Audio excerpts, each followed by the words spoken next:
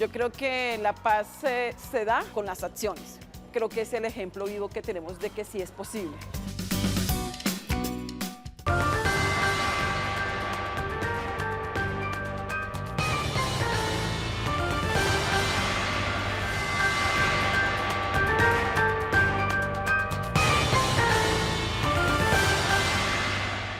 ¿Qué tal? Bienvenidos, les saluda Claudia Palacios. Hoy para conversar con Aída Abella a propósito de ese reconocimiento que hizo el presidente Juan Manuel Santos en nombre del Estado colombiano de su responsabilidad en el exterminio de los miembros de la Unión Patriótica. Aída Abella regresó al país hace 2 años y medio después de estar 18 años exiliada, ¿no? 17 años, 6 meses, años. 4 días. Mire usted, en Ginebra, en Suiza, y la hemos invitado para que nos explique lo que ha significado ese reconocimiento. Aída, buenas tardes, buenas noches. Muy buenas noches, Claudia. Pues, y muchas gracias a todos los que están en el estudio, pero igual a las personas que nos están viendo. Pues ese reconocimiento es romper el silencio de tantos años, tantos que esperamos que alguien reconociera que había habido una intervención del Estado en el exterminio de nuestros militantes, de nuestros 2 candidatos presidenciales, de nuestros 9 parlamentarios, de nuestros 16 alcaldes, de nuestros miles y miles de militantes y simpatizantes en el país. Aída, el presidente decía ese día que se compromete a tomar las medidas necesarias y a dar las garantías para que esto no vuelva a ocurrir a ninguna agrupación política en Colombia. ¿Usted ve que las esté tomando o qué hace falta? Bueno, yo pienso que las cosas han cambiado un poco en el sentido de que ya no es toda esa estigmatización tan fuerte que nos hicieron en los años 80 y 90. Nos mataban, pero además nos hacían editoriales donde decían que nosotros éramos los voceros de la insurgencia, pero además sacaban con nombres propios. Por ejemplo, el ministro de alguno de esos años, el doctor Lemos Simos, 8 días antes de asesinar a Bernardo Jaramillo, dijo que él era el vocero de la guerrilla y lo mataron. Y claro, el país reaccionó, sus muros se llenaron, el ministro se señaló y los sicarios dispararon. Y yo creo que así se hicieron muchísimos crímenes. Entonces hubo todo un espacio hecho porque, claro, los exterminios y los genocidios no se producen espontáneamente, siempre están acompañados de una planificación estricta. Y ya vamos a hablar de eso, porque es que esa verdad pues, todavía no se conoce, francamente. Los grandes líderes o los grandes autores intelectuales están por ahí y están en la sombra. Pero Aída, lo que quería saber antes a propósito de lo que usted mencionaba hace un momento, que aparte de que los exterminaron, los estigmatizaron, es también qué responsabilidad le cabe a esos miembros de la Unión Patriótica que, por ejemplo, venían de las FARC y que se volvieron partido político, porque también es sabido que unos seguían en armas cuando ya estaban haciendo política. Eso lo habla uno con los historiadores, ni siquiera con los políticos. ¿Ustedes al interior de la Unión Patriótica dieron esa discusión? No hay el primer caso que una de las personas asesinadas haya estado en armas. Esa fue de las cuestiones que fabricaron y de las estigmatizaciones que hicieron para garantizar la aceptación social del genocidio. No hay uno solo. Lo que sí hubo fue gente elegida que venía de la insurgencia y abandonaba las armas. El caso, por ejemplo, de Iván Márquez, él fue elegido con votos sin ninguna circunscripción especial en el departamento del Caquetá, y Braulio Herrera fue elegido en Bogotá, parlamentario. Del caso de Braulio Herrera yo le quería hablar, porque cuando uno habla con distintas personas y consulta unos archivos, dicen, él seguía en armas, ya era la Unión Patriótica, pero seguía en armas, y lo que decía públicamente y en privado era que la lucha armada de todas maneras era una posibilidad, era parte de las formas de lucha. Pero ¿a qué hora lo hacía? Si él estaba en el Parlamento. El problema es que él sí fue de los que pudo estar en un segundo en el Parlamento, porque lo que se desató fue realmente una persecución fruto de la intolerancia y fruto de la discriminación. Yo no sé por qué les asustó tanto que llegaran 15 parlamentarios de la Unión Patriótica en 1986. Llegaron 5 senadores y 9 representantes. Eso fue todo. Y el Congreso era numeroso, casi igual al que hay hoy. ¿Y por qué 15 representantes y senadores les causaban tanta preocupación? Pues porque era un partido que estaba en ascenso, era un partido que iba a lograr la paz. Se nos escapó hace 30 años la paz. ¿Y por qué se nos escapó? Porque empezaron a matar a quienes habían salido elegidos. El primer operativo que diseñaron para la Unión Patriótica fue uno que se llama el baile rojo, que además tiene ya en el internet y en todas partes, pues una presencia a nivel mundial. El baile rojo era el asesinato de la gente que había salido elegida. Por eso, en 1983, el 30 de agosto, asesinan a Leonardo Posada en Barranca Bermeja, que era representante de la Cámara por Santander, y al día siguiente, a horas de haber asesinado a Leonardo, matan a Pedro Jiménez en el Meta. Él era senador de la República, sin ninguna cuestión especial, simplemente él era un abogado y Leonardo era un maestro. ¿Por qué los matan? Pues evidentemente porque había una planificación para no dejar avanzar la paz. Es lo que no queremos que pase ahora. La paz se nos escapó hace 30 años. No podemos dejar que se nos escape ahora. ¿Qué es lo que usted sabe de esos que estuvieron detrás y de por qué no se conocen sus nombres? Pues mire, yo creo, hay una entrevista extraordinaria de un jefe paramilitar que es un empresario y que además es un hombre que tiene muchas tierras en Urabá, que se llama Raúl Hasbún. En la lucha paramilitar se llama Pedro Bonito. Y él cuenta en la revista Semana, me puedo equivocar de año, pero puede ser entre 2007 y 2009, cómo realizaron eso, quiénes pagaban, quiénes diseñaban los asesinatos y cómo los hacían. Él incluso se pregunta en la cárcel, no sé si ya saldría porque estaba a punto de salir de la cárcel, él se preguntaba por qué yo solo estoy en la cárcel y los otros que pagaron e hicieron listas y mandaron a matar, ¿por qué no están aquí? Y él decía algo muy especial, pues porque son personas muy importantes en este país y pasaría algo muy grave. Pero yo creo que no, yo creo que estamos al borde de la paz, estamos en un espacio de la tolerancia, de construir otro país, de mirar cómo entre todos pues reconocemos las verdades, porque esa verdad hay que reconocerla. Ustedes ya ahorita que se implemente o se empiece a implementar el acuerdo de La Habana, si es que gana el sí, ¿qué van a presentar ante el Tribunal de la Verdad, ante la Comisión de la Verdad? ¿Qué van a presentar ante el Tribunal Especial para la Paz para poder conocer esa verdad que ustedes están buscando? Bueno, lo primero que hicimos, Claudia, fue llevar nuestro caso a la Comisión Interamericana de la OEA, porque resulta que en 1993, ya con muchos años de matanza, teníamos 1.117 militantes y dirigentes asesinados. En esa época todavía sí, ya habían asesinado a Bernardo, ya nos habían asesinado a los dos candidatos presidenciales, muchos parlamentarios y todo eso. Y resolvimos pedir a la Fiscalía, en esa época el doctor de Grey, el fiscal general, que nos hiciera el favor de decirnos cómo estaban los procesos. Y le mandamos departamento por departamento la lista y la respuesta fue terrible. Es decir, todas las fiscalías regionales mandaron cómo iban los procesos y el 96.7% estaba archivado por falta de pruebas. Entonces, naturalmente que la impunidad se imponía en este país y se impone además. Y dijimos, no, aquí ya no hay nada que hacer, vámonos a los tribunales internacionales.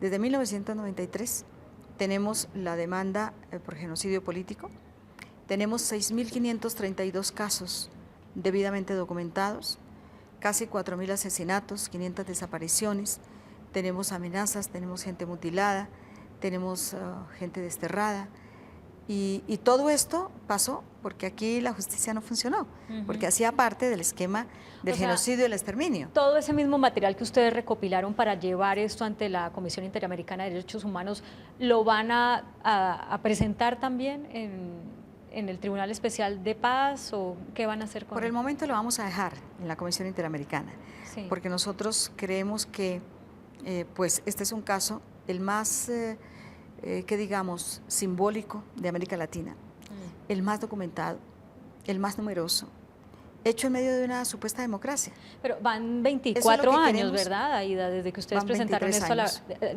desde que presentaron a la Comisión Interamericana de Derechos Humanos, y la Agencia para la Defensa Jurídica del Estado, me acuerdo que dijo hace un par de años, no son 6.000 y pico, son muchos menos, ahí hay falsas víctimas. ¿En qué va esa discusión, teniendo en cuenta que también la misma comisión ha llamado como a que, venga, conciliemos esto, miremos cómo se hace de una manera que no quede el Estado, digamos, obligado a pagar una cosa que lo quebraría, ¿no?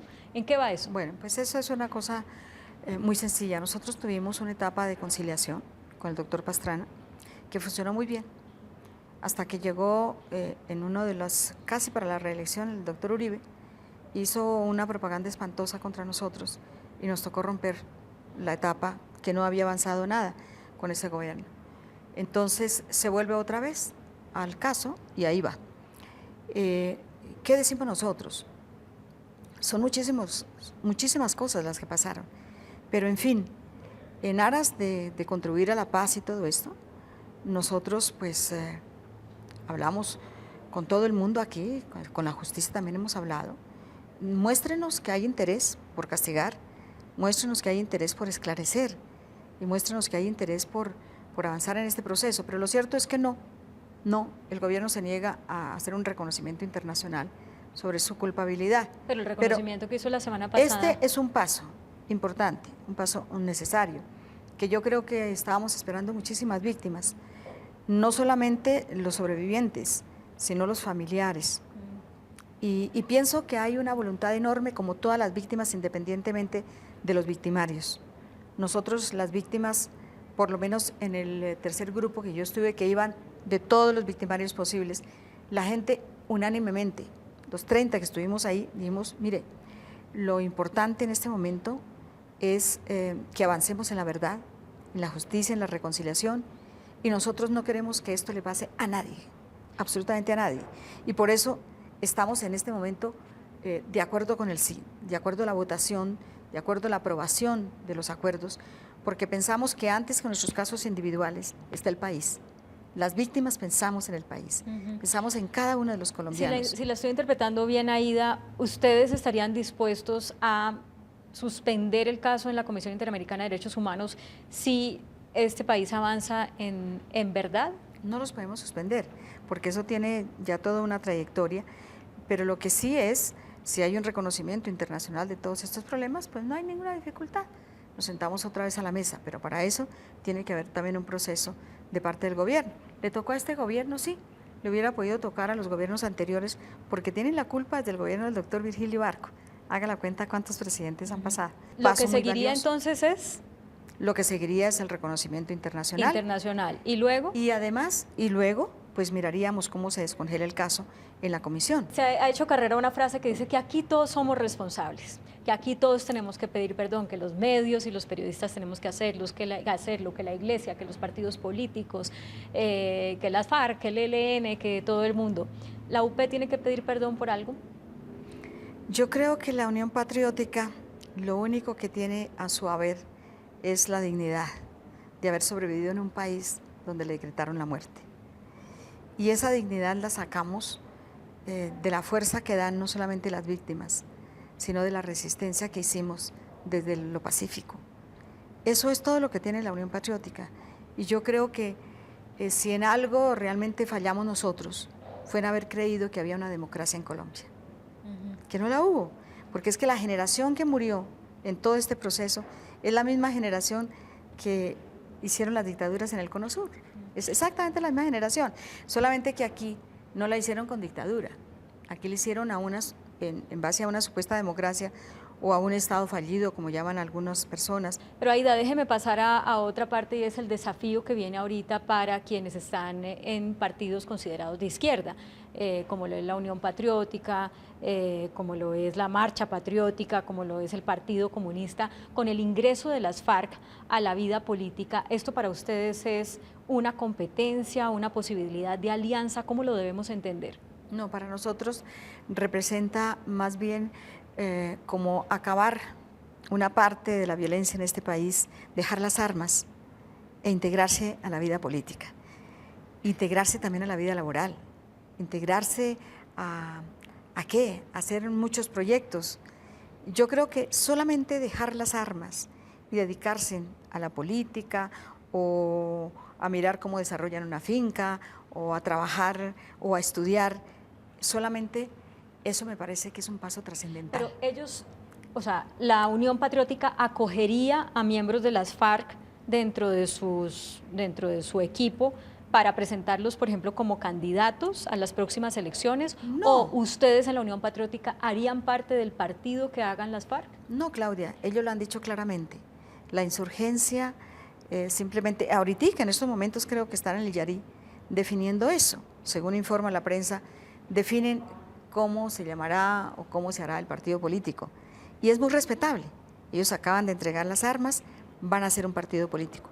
Los otros partidos existimos por vía del tesón y por vía de toda la resistencia que a lo último se ha hecho por las víctimas y por saber la verdad, por llegar a la justicia, por tener la reparación. Claro, pero ¿habría esa posibilidad de No, alianza? no hay es que digamos, necesidad. Ahora, Iván lo que Márquez sí fue de la UP, pensamos- usted es la UP. Sí, Hoy en día le diría, Iván, usted es bienvenido en el partido del que tuvo que salirse porque lo iban a exterminar, o usted le diría, Iván, como yo lo conozco de cuando usted fue capaz de dejar las armas, yo estaría dispuesta a trabajar con usted en el partido de las FARC. No, son escenarios distintos.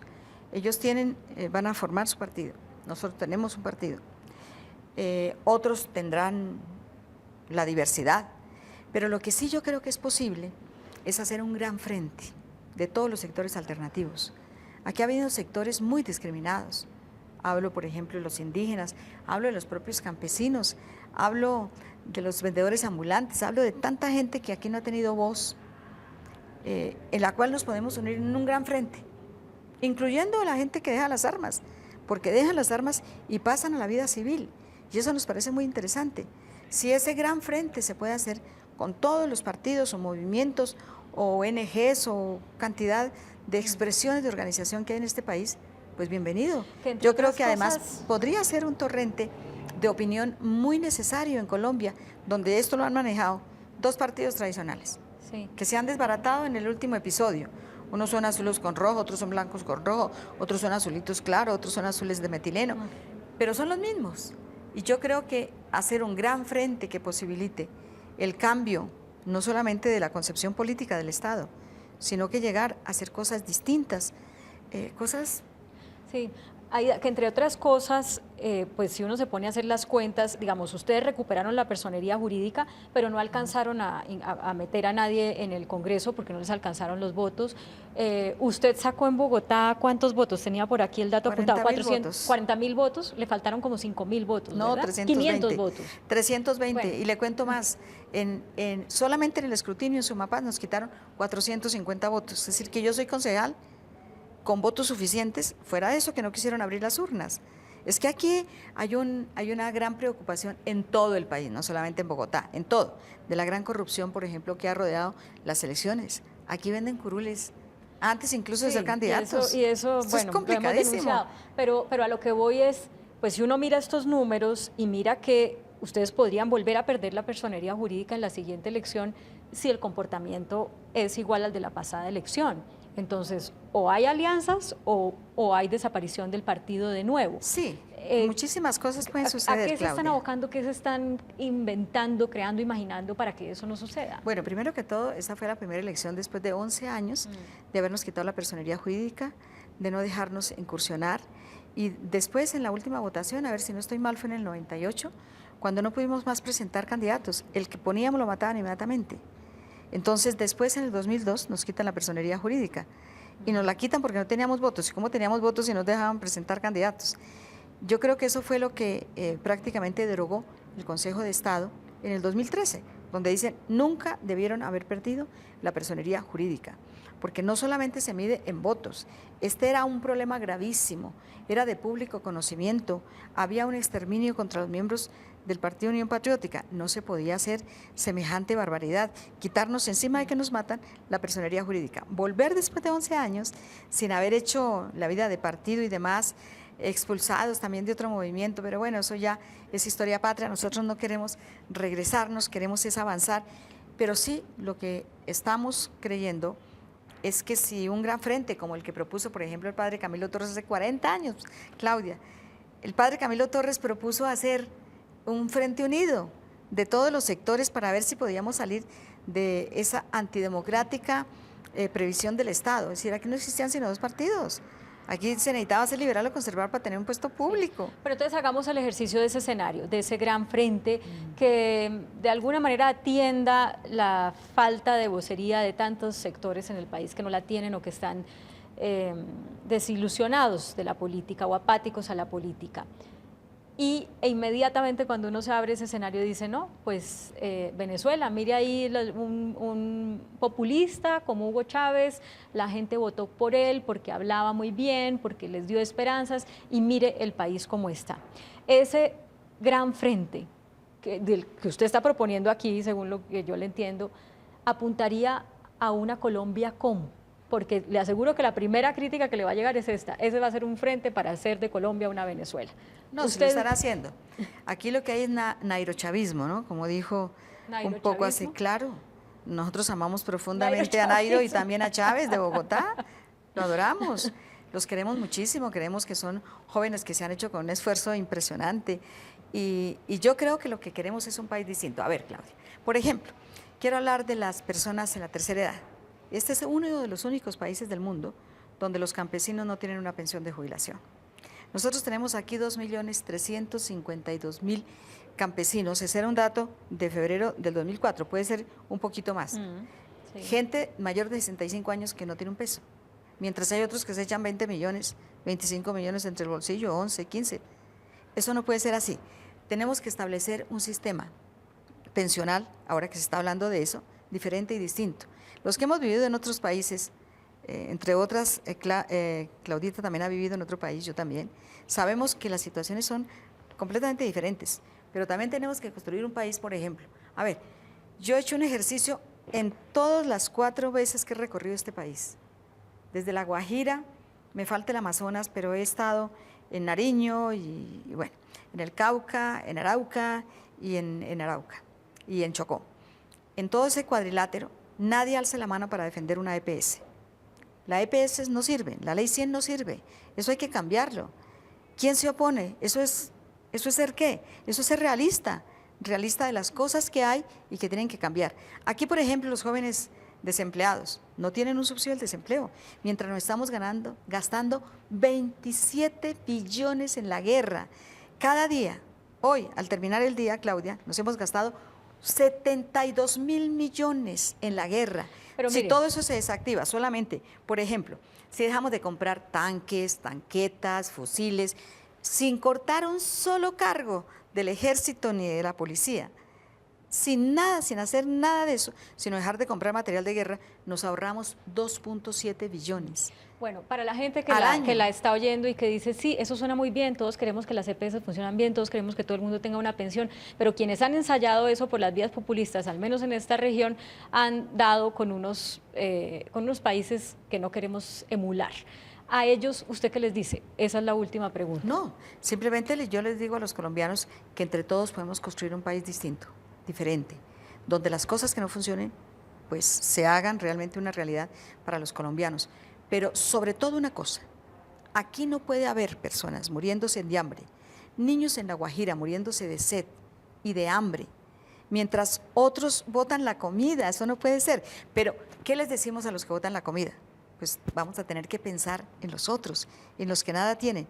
Y poniéndonos de acuerdo, yo creo que el presupuesto nacional y también los ingresos de este país tienen que distribuirse entre los 47 millones de colombianos, sin dejar a nadie, pero con un bienestar que nos alcance por lo menos a tener una vida digna. Y todos sabemos, aquí hay mucha gente, aquí en Bogotá, muchísimas familias no tienen un solo empleo. Les toca o salir a pedir limosna o salir a vender los cachivaches. En este país, por ejemplo, yo le digo a los que me están escuchando, tendrían que reindustrializar el país. La fábrica de Coltejer se acabó, la de Fabricato se acabó, las confecciones bellísimas del eje cafetero se acabaron, los cultivos en Nariño del trigo y la cebada no hay, los molinos se pararon. Aquí lo que hemos dado, y todos estos gobiernos que no son populistas y que seguramente son gente muy bien puesta en este país, ¿qué es lo que han hecho? pues entregar toda nuestra economía a todos los tratados de libre comercio. Aquí entra harina más barata, ya nos están diciendo que van a importar papa y cebolla de Holanda, pero habráse visto si la papa fue el aporte fundamental de América para la gastronomía del mundo. Sin embargo, eso no ha sido. Se acabó el tiempo, lastimosamente. Yo le agradezco mucho que haya venido hasta acá. Muchísimas gracias, Claudia, y un saludo muy fraterno a todos los colombianos. A ustedes también, muchas gracias por acompañarnos. Sigan con nosotros.